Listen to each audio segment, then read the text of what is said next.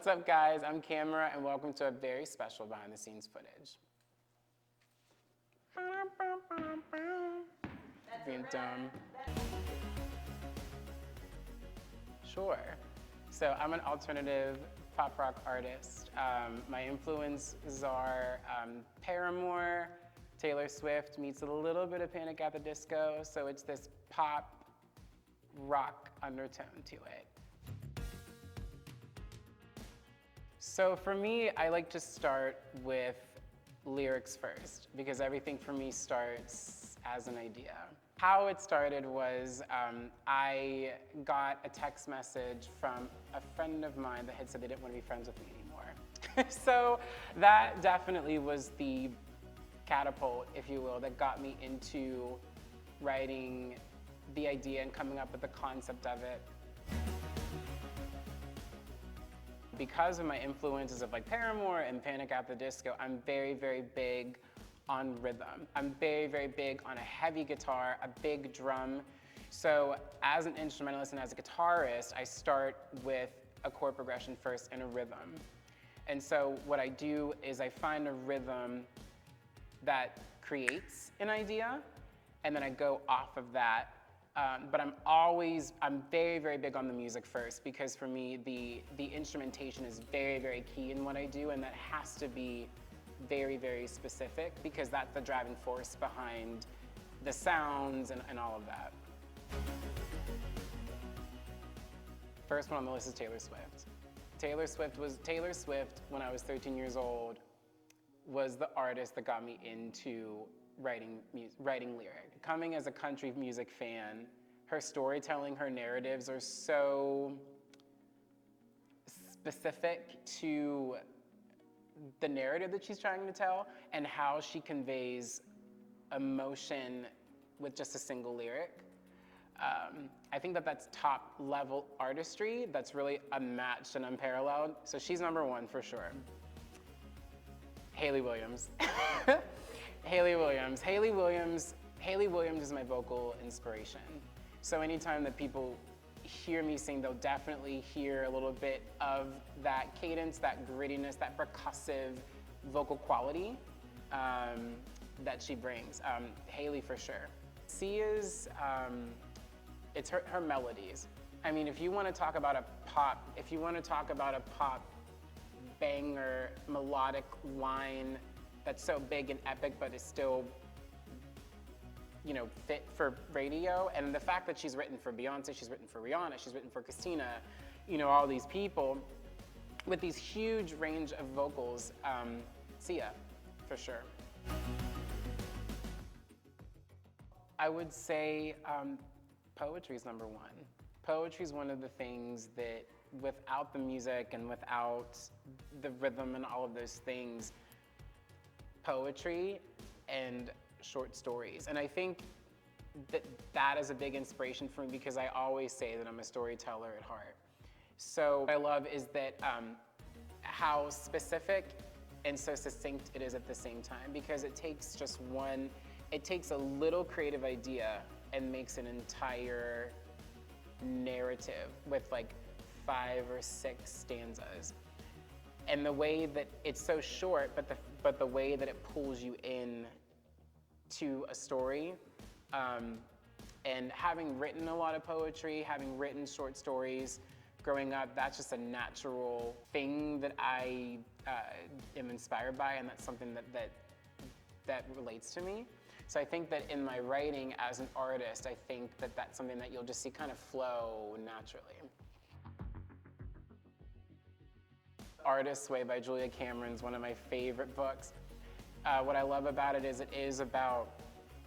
it's actually modeled after the 12-step AA program.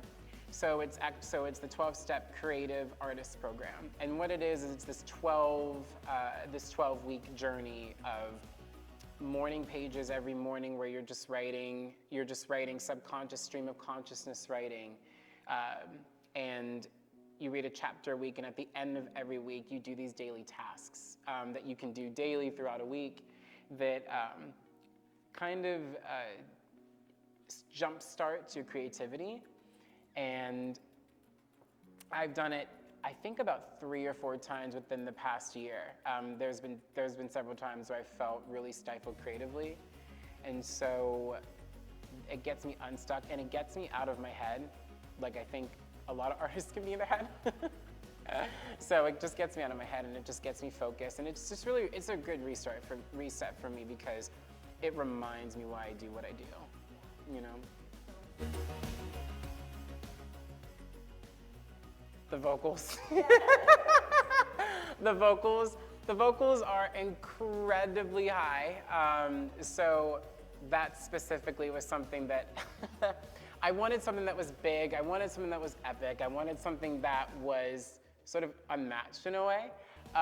So vocal work is a big thing of mine. That's always first and foremost, because without my voice, I don't have anything to offer and to say. So, so the vocals. I would say music picked me, honestly, because music was always, ever since I was a little kid, I just remember just innately being drawn to things like Disney and things like, you know, big anthematic sounds, video game soundtracks, music within itself. And it's just something that's always been important in my life. It's always been the thing that's pulled me up when I'm feeling down. It was always a way for me to communicate, and singing. I really loved communicating with my voice is something that's really important and something that I really had to say. So I think that, so it was always a natural affinity for me, but also I just feel very strongly to communicate with my voice, especially as human beings. We talk and we use our voice every day.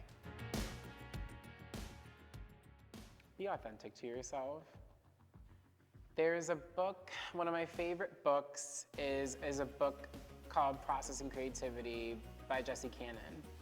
And he's an amazing producer. And one of the things that he talks about, which really I would say was a huge door opener for me, was lean on your influences. Figure out what your influences are and why you like them. Not just ask, oh my gosh, I can't. Wait, we gotta, yo, cat, what up, kitty? Can I hold her? No, I'm just kidding. Wait, we'll start that question over again. There's a quote by one of my favorite authors out of a book called Processing Creativity by Jesse Cannon. And one of the things that he says that I thought was really profound, that really was the door opener for me, was find your influences and figure out why you like them. Figure out what it is about, specifically about these songs, about these sounds, why you like them. So that was a big jumping point for me, because once I opened that door, I felt more natural. I felt like I wasn't trying as hard. I felt like I was just, I don't know, I felt like I was more natural. I felt like that my natural cadences and the natural things that I do just came out because I wasn't putting on a character or putting on a costume. So I would say your influences are going to be so specific on your journey as an artist. So, so this whole outfit right now is a customizable outfit by Mimi. And